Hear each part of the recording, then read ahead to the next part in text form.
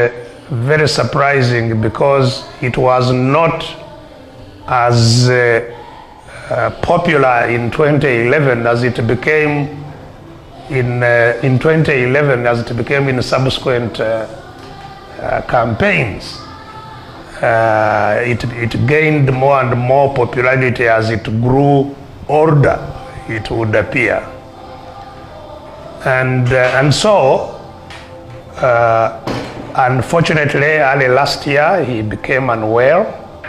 And again, quite unfortunately, he became unwell while I myself also was unwell. I was in fact quite unwell at the time. I was evacuated from here and taken abroad for medical treatment, where I stayed for quite some time. And when I came back, that's when I learned that he had been unwell.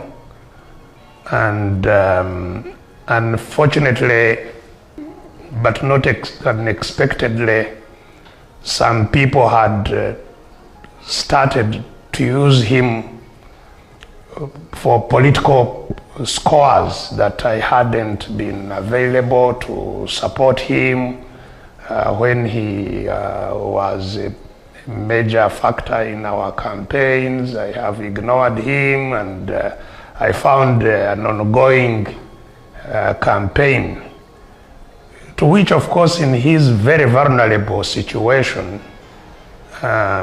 he was easily sucked into that kind of a campaign. But later on, we linked up again, and I've been closely following his health issues. As I have said, it has come as a shock that he died, because the examinations that have been done very lately did not suggest that he was in imminent danger of that kind that could expose him to death. He has been extensively investigated at Mulago, especially at the Cancer Institute, where it was suspected that he had bone cancer, bone marrow cancer, or what in technical terms is called leukemia. And the tests that have been done, the initial tests were not quite conclusive. A bone marrow biopsy had been done on top of several other many tests. And he was due back after 2 weeks. They wanted to give him 2 weeks, after which they would do more tests. And so it was with great shock that this morning then I learned of his passing. I've been in touch with his family, his wife, and relatives. And I'm told that he developed severe diarrhea for a day, and they brought in a doctor at home who put up a drip but didn't seem to have done much more. And then he was going to the toilet, where he collapsed and died. This is the information that I have got from the wife. It's extremely sad that he's passed on in this kind of way. What the life and death of Adam Mulwana really portrays is the state of our country. Adam Mulwana was born when Mr. Museveni was president.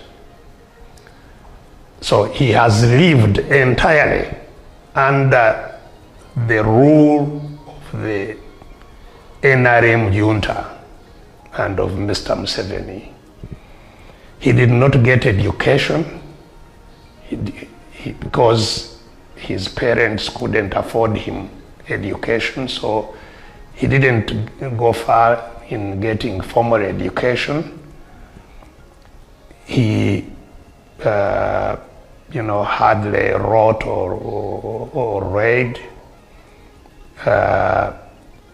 but he was a very intelligent man. He was an extremely creative man. So on his own, he started trying to survive what in the Uganda slang is called kweya. He started kweya, and that's how he joined musical groups, and eventually we linked up together.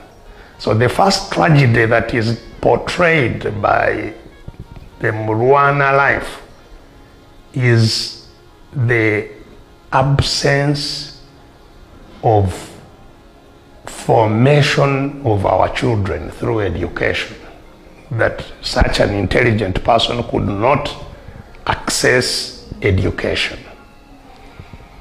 Secondly, is that he became a successful artist, but could not benefit from his success. And then that's the tragedy indeed most artists fall into in our country, that intellectual property of artists is not treasured and protected. In other places, intellectual property is treasured and highly protected.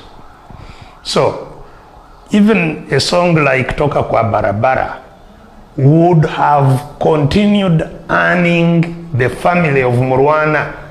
Even his grandchildren could earn from it if it was intellectually protected and marketed. And so are many of his other musical productions. So first, there is no nurturing of our children. Second, when they try on their own and succeed, there is no support whatsoever to take forward what they produce and market it for the benefit of themselves and all others are related to them. And this is not just on intellectual property. The person in Uganda who toils most earns least. The one who wakes up in the morning in the rain to go and dig gets the least from his produce. He produces maize. A kilo of maize now, as we talk, is about 700 shillings. Yet a kilo of posho is at 3,000, 2,500. So the one who works hard gets the least. And that is the second thing that the life of Mulwana portrays. The betrayal of producers who produce on their own initiative and effort. They are betrayed by the system. Thirdly is the healthcare system.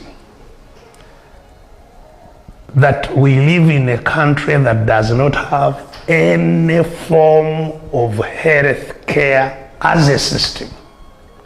There are some healthcare institutions, but they don't constitute a system and cannot look after the life of anybody in a comprehensive way. And that's why indeed when he was sick, I was sick. I could not find anything here. I had to look for support elsewhere. So we live in a country that has no healthcare system. That's indeed why, even up to the time of his death, it's not quite clear from our own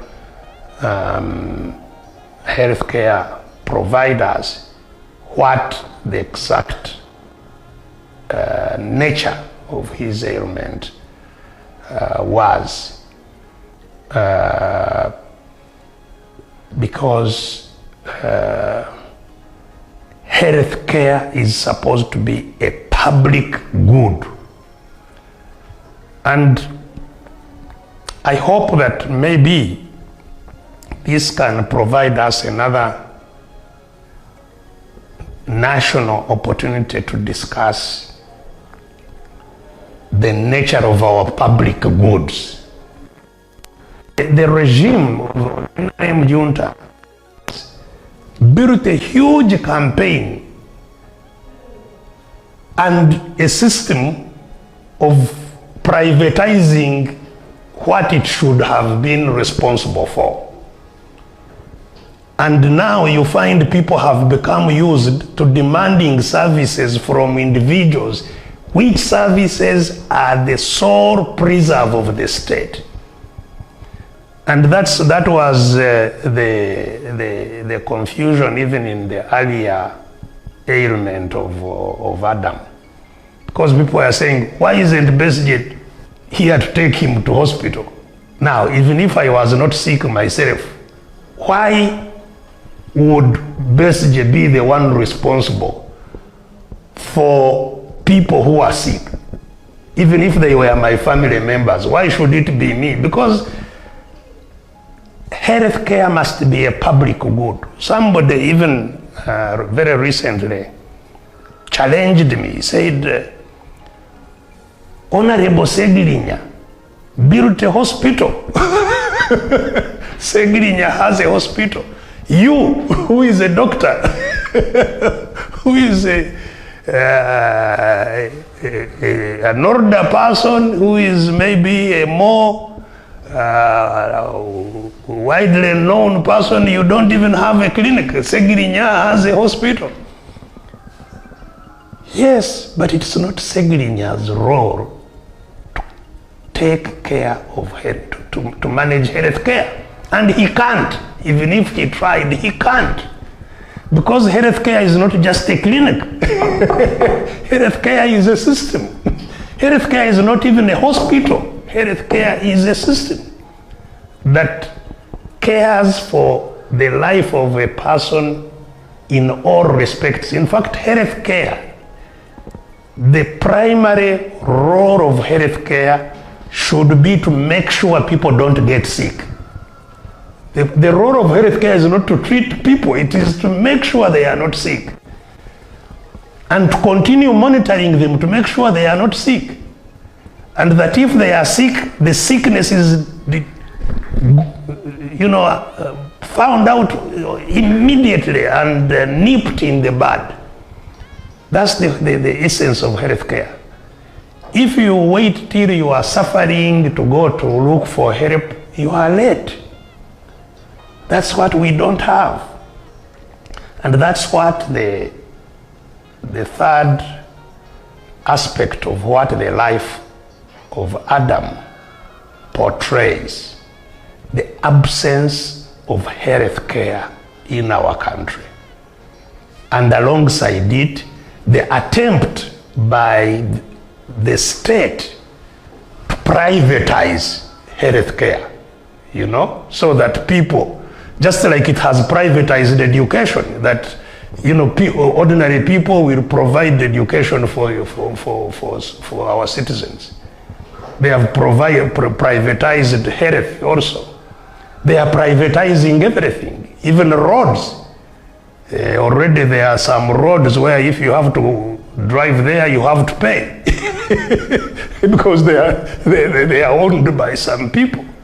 So the life of Mulwana is the embodiment of the problems that we suffer from as a country, and that we should reflect on even as we pay our last respects to him, and that we should fight to change.